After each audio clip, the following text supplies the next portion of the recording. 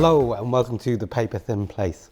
My name's Kos, and on this channel what we do is we talk about what we think, and how that then impacts each other. We have conversations around communication, creativity and culture, and sometimes we do that through the lenses of leadership, diversity and art. And today I want to talk a little bit about creativity and discipline and how they can help each other. Now these days creativity is a bit of a label, it's a bit of a badge of honor that some people wear, and we can go and talk about that some other time. But today I want to talk about how, as creative people or people with creative outlets, how we can develop and grow our craft and art through discipline. And I know that sounds like an unpopular thing, or maybe an unsexy thing, or something that maybe seems counter to this idea of creativity, but I think it might be able to help us.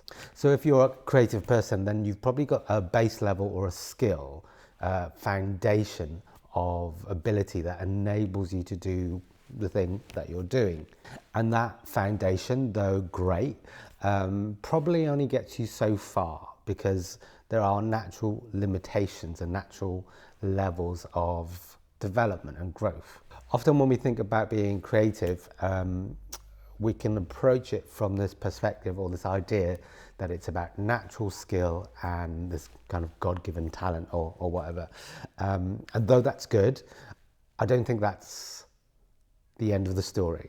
Also, when we think about creativity, it can be from this point of view of it's an expression, and it is an expression and stuff, and it's about freedom and all that kind of stuff. But the idea of discipline in the mix can feel counterintuitive, because sometimes it can feel like a restriction.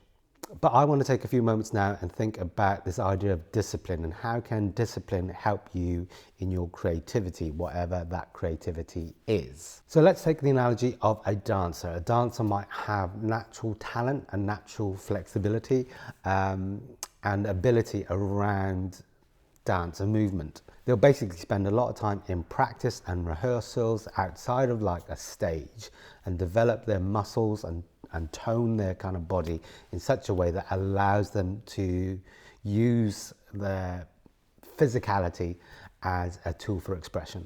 And that level of physicality and muscle memory allows them a higher foundation to be able to deliver on stage, to perform on stage, but also to improvise as well. They've essentially spent a lot of time in practice and in rehearsal rooms, outside of the stage and outside of the performance, to raise the foundational level of their skill and ability. But all of that has a cost, and all of that requires discipline. In fact, no great invention or creative outlet or social justice movement actually got anywhere without some sort of cost, without some sort of investment, without some sort of discipline. So here are 4 ideas that I think might help you in your kind of growth and development around your creativity. Thing 1, let your diary be your friend and book it in the diary. And what I mean by that is there's always something else. And if something's important to you, then maybe it should be reflected in the time that you spend on it. There's always challenges to our time,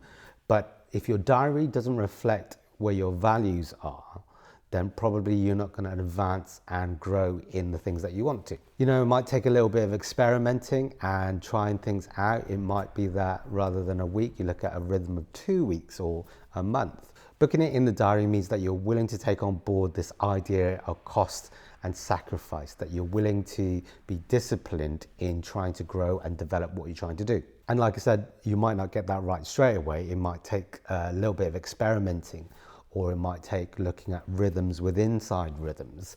But booking it in the diary is a very strategic thing that you can do to help have that space and availability. The second thing about creativity and discipline is set deadlines. Again, I know that doesn't sound very sexy or cool or anything, but actually a deadline just gives a perceivable point in your kind of time and in your priorities that allows you to focus. It drives you forwards. Having deadlines and having rolling deadlines allows us to have a sense of progression and development. It allows us to invest in something and see incremental change and incremental kind of advancement in the thing that we're trying to do. And if I'm being honest about this stuff, actually, some days I don't want to do it. Some days I don't feel like doing it. I feel, insecure about stuff.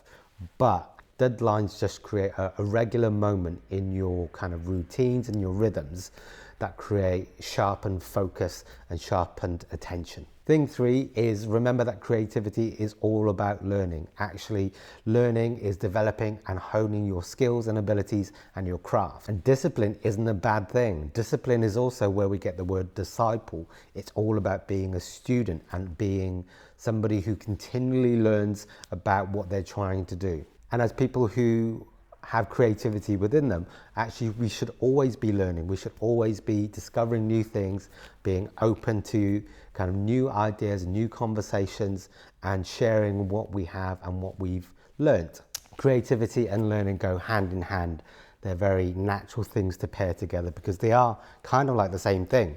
And if you want to know a little bit more, I've got a little separate video that talks a little bit about 3 characteristics that I think are good and helpful towards being a better learner. And finally, thing 4 is about revisiting why you're trying to do the thing that you're trying to do. It's about revisiting and understanding and reminding yourself about the vision that you had or the thing that you wanted to achieve. As we push into new things, as we try new ideas and experiment with things, actually there is a natural kind of friction that comes as a result of that.